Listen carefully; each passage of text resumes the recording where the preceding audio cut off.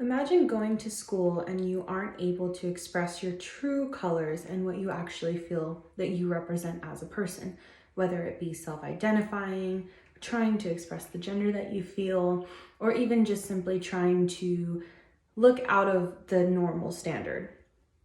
Unfortunately, with school uniforms, this is how students feel. They feel secluded, they feel left out, and they feel as if they aren't able to identify or self-express through their clothing. I do agree with your topic of identification related to the set of clothing assigned to students to wear at school instead of clothing they identify with, which is what uniforms are, especially uniform standards for schools. But I don't agree with your topic of save students family money.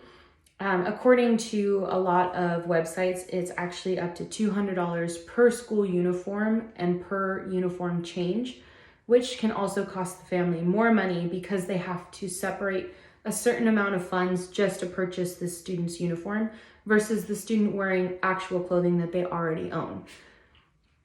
I do agree with crime rates being lowered and that students are safer because of the fact that they're able to see and they're able to know what clothing they're wearing and if there is an ability to actually hide a weapon or something that can endanger students. Students are easier to spot because of the uniforms and because they all look similar. Thus, also backing up your topic of students in case of an emergency or in case of an intruder will be able to be spotted and the intruder will be identified quicker.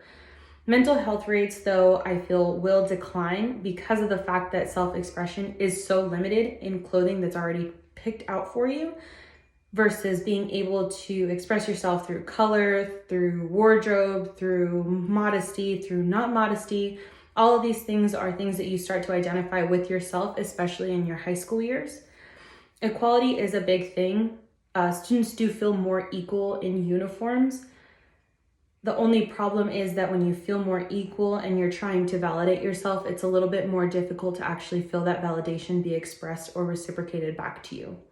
Planning outfits and distractions are going to be limited, and planning outfits will not be a problem just because you already have a standard setup of outfits based on what school you go to, what day it might be, if it's a dress actual day or if it's a more slack or casual day.